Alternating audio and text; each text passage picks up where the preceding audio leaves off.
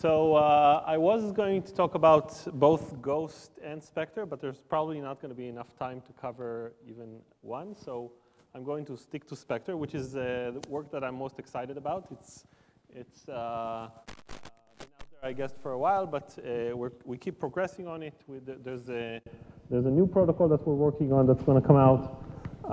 So this is joint work with two students at the Hebrew University, Jonathan Sompolinsky and Yoad Levenberg. They're both here. They're also starting an initiative implementing it. I'll tell you about it a little later.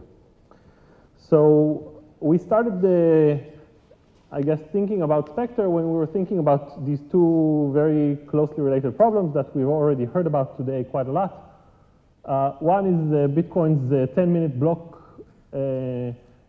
which basically implied that we had to wait tens of minutes to get transactions confirmed. I guess this is true even for stuff that we heard about, like with Itai's Bitcoin NG. Right? We still have these key blocks that come very infrequently, and we wanted to push this number down. And the other thing is the block size limit, which was 1 megabyte before SegWit was activated, which gave us a limit on the number of transactions, and we wanted to push that up. Right? So unfortunately, we're not going to hear more about Lightning networks. That's another scalability solution that SegWit now enables. Itai talked a little bit about how to implement them with SGX, but they're exciting. You still need a nice increase in block size, even if you're going to deploy SegWit Lightning channels, because they occasionally do need to touch the blockchain. And it would be nice if you could scale even more. So we want both of these things. And what happens when we naively start to increase either the block size or the block rate is stuff that we've, I guess, spoken about today quite a lot. There are going to be more forks in the chain. This is actually data that Christian Decker collected about propagation of blocks in the blockchain. It's very old by now. This was before all the infrastructure projects, and in some sense, I think his work prompted all the infrastructure projects that later came. But basically what this shows is that when blocks grow, they take longer to propagate to nodes. This is fairly obvious, but there's data. And the blockchain, if you really take this to the extreme, you think of 100 megabyte blocks and so on, will start to get very, very tree-like instead of just a chain. So a lot of these blocks are built in parallel by honest participants that just did not receive each other's messages in time. So why is this bad? We've already said. So first, there's all this capacity in blocks that we kind of throw away. We don't include anything in the chain. We just transmitted them. We did the proof of work, but we throw their contents out. We have skewed reward distributions. Basically, all of the chain quality and fairness that we were talking about gets ruined even more. Larger miners make even more money the more you add delay and the more you increase the block rate. And you have lower security, again, because an attacker can come with a longer chain, and he doesn't have to defeat all of the blocks here. He just needs to defeat the longest chain, which is much shorter. So a lot of computational power that would have supported us, made us more secure, is now gone. Okay, so we tried to increase the block rate, but we lose all these other properties. And what we really wanted was protocols that do better, right? So there's a lot of work on these ideas that take proof of work and proof of stake and other techniques and try to reduce some of them back to classical consensus problems and get scalability through that. Each one has slightly different properties. They're all very interesting. So I'm going to present one of them, and that's basically Spectre. And Spectre is not a consensus protocol per se. It does something slightly weaker, and it does it to gain more speed. So Spectre was designed to carry payments. It's not so good for smart contracts. And the second protocol that we're going to come out with actually is, on the other side, good for smart contracts at the trade-off of some other properties. So Before I present the protocol, I want to kind of talk about a few insights or how we started to understand proof of work differently from working on Spectre. I think these insights are kind of the way I think of proof of work-based systems now. And some of the elegance that we see in Nakamoto's protocol, I think, comes from that. So if you think of regular consensus protocols, they do a lot of communication, there's a lot of signing and passing around messages, and you prepare and you commit and you do a lot of, a lot of that. And in Bitcoin, like Raphael said this morning, there's a very elegant thing. You just publish a block.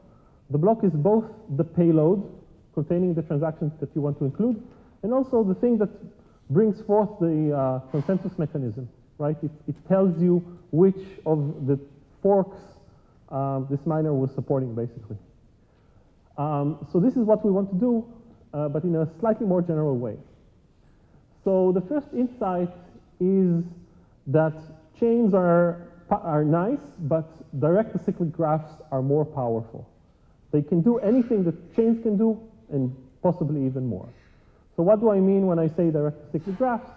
So when we were working previously, we were thinking of every block having a single predecessor in the system, basically containing the hash of a single previous block.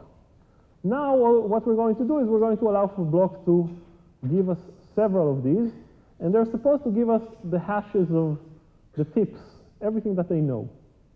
Okay, so I think of this, right, so we get something like this. This is a direct acyclic graph because these arrows, these hash commitments basically point back in time. You cannot include the hash of a block that has not been created yet, so everything points backwards, right, unless you somehow broke the hash function. So every block reveals his full worldview in this sense. And why do I say that they're more powerful than chains? Everything that I could do with a single chain protocol, I can do with a DAG, right? For example, if this block tells me I have two predecessors, and I say, okay, let's think about what he would have said if I just asked him about what is the longest chain. So I can see he knew about these two blocks. This one is definitely a longer chain than that one. So if I would have just asked him about a single link, he would have said this.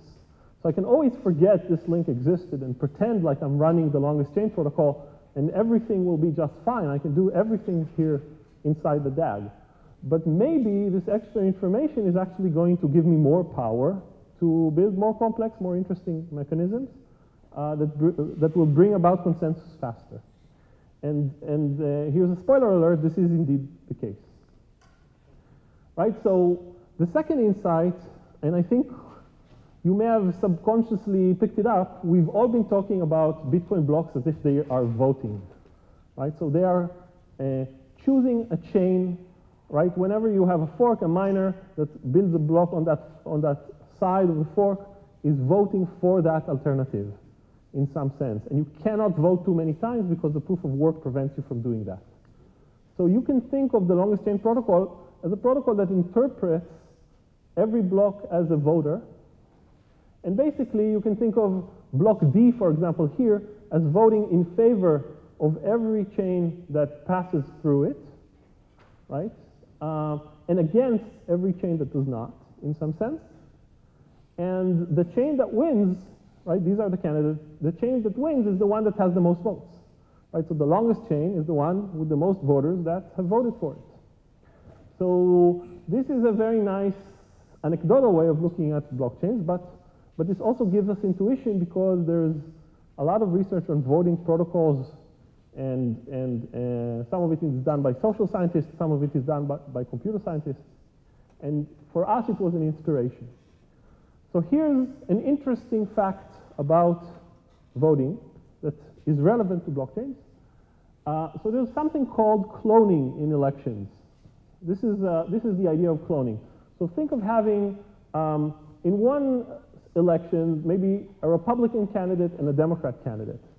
Okay, so you could have run the elections. Who do you want to win, the Democratic Party or the Republican Party? And then you could think of the same elections just running slightly differently. Let's say the Republicans have two candidates instead of one. So they have Trump and they have Cruz maybe, and the Democrats decide to just have one. Okay, so this is kind of right? We split the Republican Party into two candidates.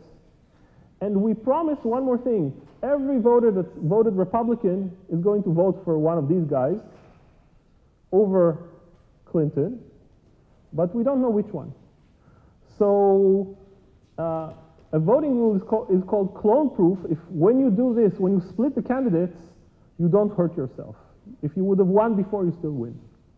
Okay, and unfortunately, the plurality rule, which is basically everybody votes for his top candidate, is not clone proof. Right? So this, so what do I mean? And I'll connect this back to blockchains in a second if you bear with me. So let's suppose here is our elections. We have 3 votes for the Democratic candidate and 4 votes for Republicans. Right? So obviously the Republican wins and Trump is president. Right? But we could do a clone on the Republicans, right? We split the Republican votes into 2 candidates, Trump and Cruz. So 2 voters will say Trump is preferred to Cruz, is preferred to Clinton, and 2 voters will say Cruz is preferred to Trump, is preferred to Clinton, and Clinton wins in this case, the elections, because she got the majority, right? The plurality of the votes, not the majority, but she has the most votes. Okay, so in Hebrew they say Hashnayim Ravim Hashlishi Zocheh. Right, the 2 fight and the 3rd one wins. This is exactly the case here. These 2 split the Republican vote between them, and so the Democrats would win. Right, so what does this have to do with blockchain? Right, and specifically, I want you to notice one thing here is that something called the Condorcet loser is elected.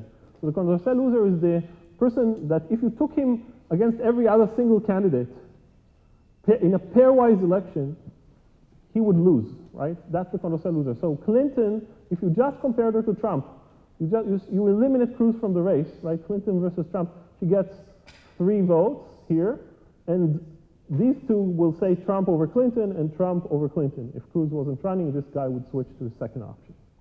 Right? So Clinton here is the Condorcet loser, and she would still win the election. So here's the blockchain analogy. So let's suppose I gave you a block DAG, and this is the block DAG. Right? You have a lot of blocks. These guys saw each other. Basically, the nodes have seen, the node that created this block saw both of these, Trump and Cruz, right? I named the blocks after presidential candidates. And there was another side chain here. So if we're using Bitcoin's longest chain protocol, right, this block cannot vote both for Trump and for Cruz. He has to vote just for one, so he picks one of them. May have been this chain. And this guy chooses this chain as well. So we have exactly the situation where these 2 have been fighting over who's going to be the winner, and this branch here was elected, right, as the alternative. So this, in a way, is the dilemma. We have obviously more mining power that would prefer one of these alternatives to this attack, basically a double spending attack, and we just didn't have the way to express it in votes. So that was our second insight. Our third insight is that of amplification. How do we interpret the votes of blocks, or what do miners vote?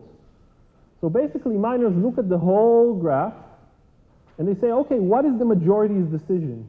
The majority's decision is some chain. And then what they do is they amplify that decision, basically adding yourself to the same chain that is the one that was elected, strengthens the decision of the majority and adds another vote to that majority. Right? And this is the thing that gets us consensus, the fact that you vote as the result of everyone that came before you. So that was our third insight. And I'm going to use all of these together to assemble a new protocol. Okay, so that's the Spectre protocol. You can find a version online. There's a Medium post that also explains pretty much what I'm going to say today. So the protocol itself is fairly simple from the perspective of the miners.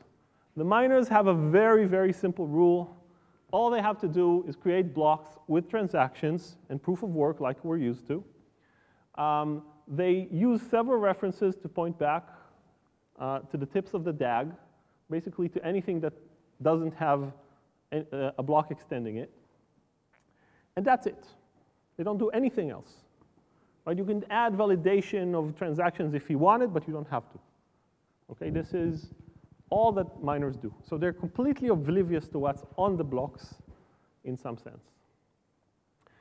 And of course, what we have to somehow deal with is that these blocks that are created in parallel, some of these that were created at the same time, may have conflicting transactions. And what I really want you to imagine is now a block rate that is really, really high. So I'm not just having a couple of conflicts. I want a block every second, for example, right? 1 block per second. Can I do something as crazy and still remain secure? So, yeah.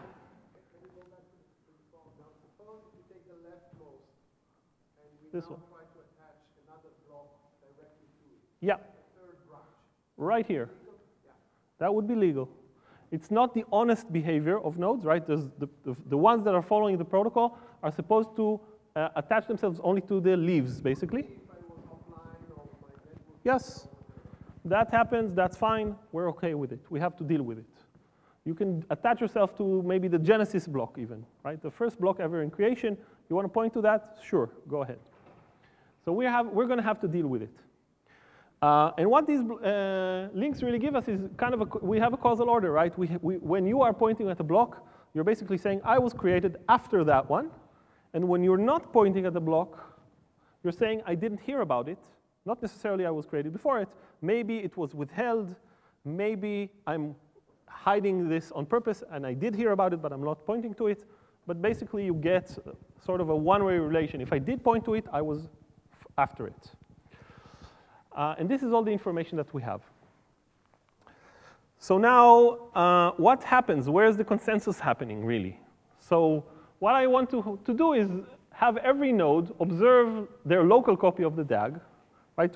What they heard about. They don't necessarily have all of the blocks, but until fairly recently, they probably heard about everything. And then they will decide from this if transactions are accepted or rejected.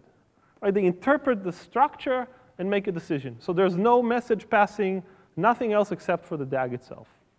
Right? So basically, they look at this. There's a function that says, what is the list of accepted transactions? And so my mantra throughout this talk is going to be, a lot of these things are actually exactly like Bitcoin. Right? So one way to think about Bitcoin, right, just like Bitcoin, you have a structure that you've seen. These are the accepted transactions right in here. These are the ones that were rejected. You can interpret this structure, and you know which transactions were accepted. Right? There are conflicting transactions here and here, but you've filtered them in some way based on a rule, which is the longest chain, and so you have an accepted list. Right? So this is the functionality that we want to have. It's just going to be over a more complex data structure. So really, we're not just going to think of transactions as accepted or rejected. We're going to have another state, which is pending. Okay? I'm going to think of them as either robust rejected, so rejected in the sense that I don't ever think that'll change, pending where I'm not so sure, and robust accepted in the sense that I'm pretty confident that it won't be reversed. So again, this is just like Bitcoin. This is not different. Because everything that's deep in the chain, I say this is accepted with high enough probability. These branches that have been long abandoned are rejected with very high probability.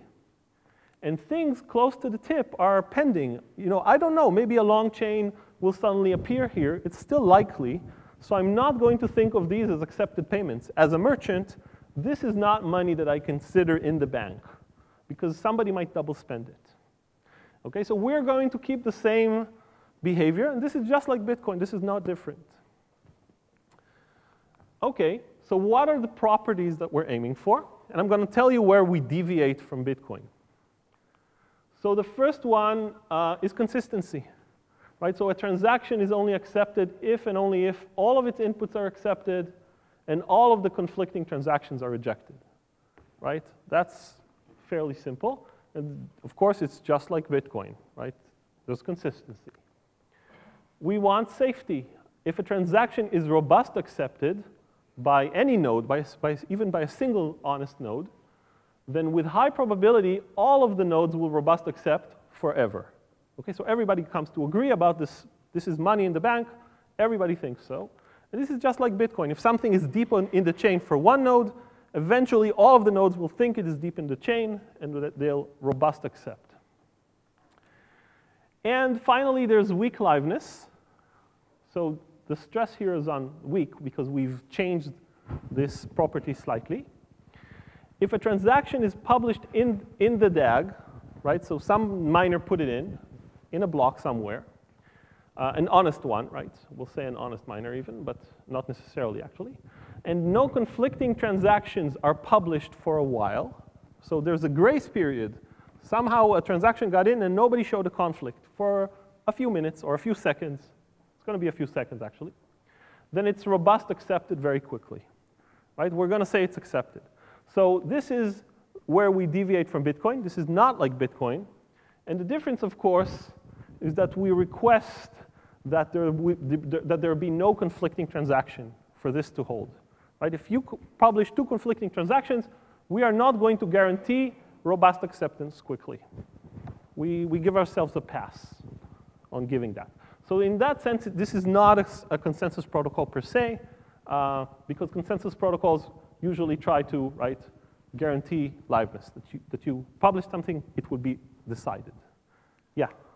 Is that the same as saying the presence of a conflicting transaction can delay robust acceptance? Yes, so what it's going to say specifically is that if we see two conflicting transactions, they were both published, then they might be in pending state forever, even. I have no obligation to accept. I can keep them pending, and I have to live with it, okay? So I'll talk about the implications in a second. So all of these properties we want to have as long as the attacker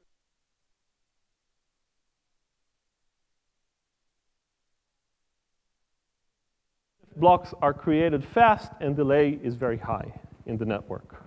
And this is where Bitcoin fails. So it cannot keep this 50% and being very fast. So basically, weakening this property gives us this one for us. That's how we see it. Okay, so there was a question here. Yeah. So every node receives a copy of the DAG. It has a function that says, OK, here's the DAG. This is the list of transactions. That's it. There's a list of accepted transactions. There's an algorithm. Basically, you run it locally on your local copy. And the miners don't do anything like that. They just create blocks, and point to the tips. They're completely oblivious to all of this. OK. So what do we get with these properties, right? If Alice pays at the store, Alice is an honest person. She goes to the store. She gives a payment. She does not double spend, right? So for a few seconds, there's no double spend that appears on the network because Alice does not sign a conflicting transaction because she's a very nice person. She doesn't try to fool the system. And so her payment is irreversibly accepted quickly, right? Because we have the weak liveness property, right? And once some node accepts, everybody accepts forever with high probability. On the other hand, if Eve goes to the store and she tries to double spend, then there are two options. If she shows us both of these double spends, she puts them on the block DAG very early, then the merchant who's, she's at someone's store trying to pay him money and to get away with a product or something. So he sees both of these transactions. And they can either one of them will be accepted and the other one rejected, like we may have hoped, or both of them will be pending forever. So this guy that Alice is trying to fool, he's going to say, this money is not in the bank for me until I see that it's robust accepted. So my algorithm, right, my protocol says you didn't pay me yet. And he sees the double spend attempt, and he doesn't give her anything. So the money is not yours. It's still pending. And it might be so forever. So who actually loses here? So basically, the double spender might have these two transactions delayed forever. Right? That's the property. So what I want to emphasize is that this is for payment networks. It works wonderfully. If you're doing smart contracts, and you're interacting with the contracts, two people who are giving inputs to a contract, if there is any importance to the order of the inputs, then these are conflicting transactions. So they're not malicious in that sense. In payment networks, right, in payment cryptocurrencies, if you have a conflicting transaction, it's necessarily malicious. OK, so what is the protocol? I told you about the properties. I told you about what we get. What is the protocol? So Spectre basically has two steps. The first step is to vote over blocks, and we do the vote pairwise. Right? So we'll remember Clinton and Trump. We do a pairwise vote to be kind of clone-proof. We use the results of the vote to accept or reject transactions. Right? I needed to show you how we interpret the block DAG to an accepted or rejected transaction set. And I'm going to talk about how to do the accept or reject. I'm not going to talk about the robust variant. It's a little bit more complex, but basically, just like Bitcoin, it checks that you have confirmations in some sense. So I'm going to tell you about what a confirmation is. I'm not going to talk about the gap of how far ahead you are in some sense. So, OK, so I'm going to actually start with a second stage here, how to use the pairwise vote over blocks. Right? For every 2 blocks we hold in elections, and we know who won. How do we use this to build a set of accepted transactions? That's the second step here. So what we're going to do is we're going to accept a transaction in block B if all of its inputs have been accepted already. This is something in the past of the chain. And for every conflicting transaction that might appear somewhere in the DAG, in block B tilde, okay, the block itself was defeated by block B. Right? So B wins the pairwise elections versus B tilde. Right? So if there are 2 conflicting transactions here, we check what was the result of the vote, the pairwise vote between them. And if this one defeated that one, right, we accept, we reject the transaction of the defeated block. Hey, can I interrupt? Yeah. Would you like it better if Eve got her transaction stuck more often? And if so, why don't you change this rule? Sorry? Would you like it better if Eve, the double spender, gets her transaction stuck more often or less often? So I prefer to have her stuck less often because I want money to eventually be released for some reason. But I'm somewhat indifferent. Should I change this rule? No, I don't think it will help. So let me say that Eve's transaction gets stuck only if she actively tries to manipulate the blockchain. I mean, if nodes are all honest, if everybody's honest, ties get broken randomly between the two. And eventually, one of them will be accepted or rejected. But if we're actively trying to balance the 2 votes, we can keep them balanced. It's possible, indefinitely. But this has to be an active attack. OK, this rule is only for active attacks. But I'm not guaranteeing anything. Because some attacker can do it, then I'm assuming there is an attacker that will do it, right? If somebody can do it. Just to be clear, if like TX1 and TX2 are still pending, Yes. can things that happen later already be accepted? Yes, but they cannot spend TX1 and TX2, right? Because they're not accepted themselves. But obviously, you don't think of the money as yours, so you don't pass it on to other people. You didn't receive it. So there's no problem. The rule that I said here for transactions does not depend on anything except your inputs. Does not depend, right? Your block could have lost to other blocks in this vote where conflicting transactions did not occur. You don't care. Only when a conflicting transaction appears, you care about this vote between blocks. And the nice property that we get from Spectre is that after a while, if your transaction shows up, all of the blocks that will follow are going to lose to it. So your transaction will not be rejected. It's going to defeat all of the blocks after a few seconds. Right? So when a conflicting transaction appears maybe in the future, it's not going to be harming your transaction per this rule. Okay, so this is the way to interpret the vote into a set of accepted transactions. And here's the analogy to Bitcoin. Again, I'm going to say everything is a little bit like Bitcoin. So in Bitcoin, you accept a transaction if, right? When do you accept a transaction? If conflict appears later, right? So if TX1 and TX3 are conflicting, you could have put TX3 into the blockchain, and it would have been clear that this one came first. So you just, really in Bitcoin, you just don't write TX3 in there. And also, if your block was created in parallel, but this one lost, right? So there's a vote in Bitcoin, and TX2 lost to right? This block lost to that block. So in Bitcoin, you also do something fairly similar. When there are conflicting transactions in this data structure, you accept this one and not this one, right? Because it won the vote. So that's the analogy. So now I want to talk about how to do the vote. And this is, again, where we depart from Bitcoin to get the properties that are slightly weaker. So for every pair of blocks, A and B, for example, in this example, we're going to hold a vote, a pairwise vote. So the voters are the other blocks, right? Nobody actually wrote a vote inside the block. We're just interpreting the structure as a vote, just like we did with Bitcoin's blockchain. So here are the rules for voting, right? If you are a block that sees A in its past somewhere, but does not see B, then you say that A defeats B. So when I say A defeats B, I mean A comes before B or is smaller than B. Being smaller here is actually a good thing. So these guys prefer A over B.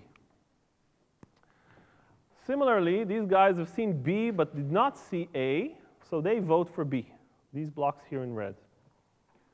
And this is, in some sense, our way of being clone-proof, right? Somebody that did not see the other candidate, right, did not vote for him. So right, so these guys saw A and this block as well, but when B comes into the game, they prefer their own candidate A. So this is clone-proofness. Blocks that know both A and B, like this guy here, he has both A and B in his past, do basically a recursive call. So they look at the DAG in their past. They say, what is the result of the election between A and B in this smaller DAG? And they adopt that very same vote. So if this DAG said A defeats B, then I'm going to also pick A. And this is really the amplification idea. So in Bitcoin, miners looked at the blockchain before them, and they voted with the majority. So here, this guy looks at the blockchain before him, right, the block DAG before him, and he votes just like the majority. He copies the majority's vote. So this will amplify it and make it even stronger. So last, all of these blocks that don't have A or B in their past, they don't see them in some sense, they came before. For those, we have a rule, they look at their future, okay, and they vote like the majority of blocks in their future. Okay, so in this case, this block sees 3 yellows and 2 reds, so he's going to be yellow, and actually the rest are going to be yellow as well. So you can compute the votes. And in this case, the vote between A and B, we have 10 votes going for A, 4 votes going for B, so A is the winner. So we just did it for 2 blocks, okay? So again, I want to show why this is just like Bitcoin. If our DAG was suddenly just a fork in the chain without these cross links showing up, then the rules that I just gave you actually amount to the longest chain rule, right? So all of these vote A because that's what they see. All of these vote B because that's what they see. And these blocks just vote like the majority of their future. So basically, they all say A. And the longest chain here is the winner, right? So when these blocks compete, this block is the winner. And you can have done it for every 2 blocks in here. The blocks at the top all beat the blocks in the bottom fork. OK, so we can start to think about analysis of this protocol. Things like the double spend that I've shown you before, like here's the network. There are a lot of blocks being built in parallel, but they're all kind of connected because they get published really quickly. So if you look at the elections between a double spend, right, that everybody here is voting for the yellow block, it gets a lot of votes. and the attacker with his side chain that is actually longer but has less proof of work loses. Right? So this gets accepted and this gets rejected. There are also things you could also try and point here. That's not going to help you because these blocks see only that one in their past, so they're not going to change your vote. You might actually be voting for that block yourself if you're an attacker and you're adding links.